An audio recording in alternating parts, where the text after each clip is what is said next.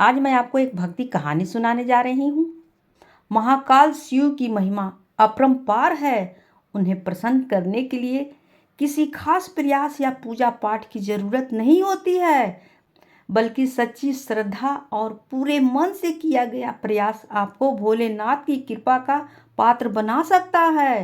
यही वजह है कि अपने भक्तों के लिए महाकाल ने काल तक को भस्म कर दिया था।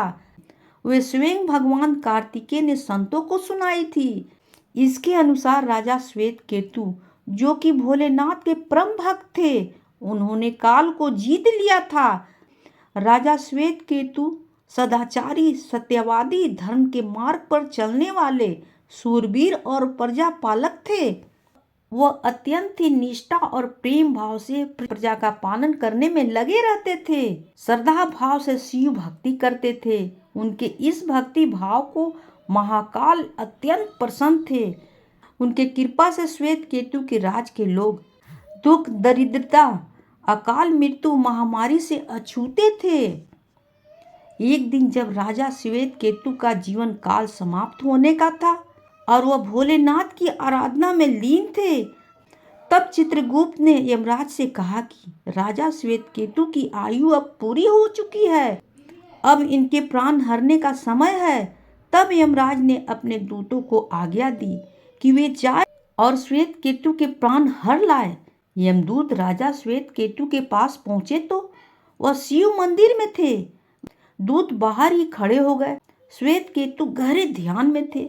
बहुत देर हो गई, न श्वेत केतु का ध्यान टूटा और न ही दूत हिले। दूत बिना अपना काम किए खड़े रहे। जब वे वापस नहीं पहुंचे तो यमराज ने विलंब होते देखा तो कालदंड संभाला और खुद चल पड़े। दूतों को आने में देर होने के चलते यमराज स्वयं ही राजा श्वेत केतु के प्राण हरने पहुंचे। लेकिन वहां उन्होंने देखा कि वह तो महादेव की साधना में लीन है। अब तो वह सोच में पड़ गए कि इनके प्राण कैसे हरे।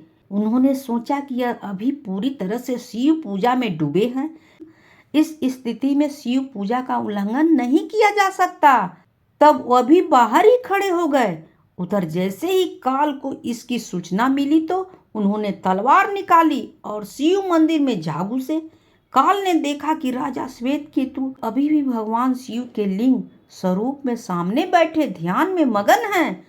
वह छटपटाकर आगे बढ़ा और जैसे ही उसने राजा श्वेत केतु का सिर काटने के लिए तलवार उठाई, शिव ने अपना तीसरा नेत्र खोलकर काल की ओर देखा और काल को भी काट दिया और राजा की जान बच गई। कहानी होती है समाप्त।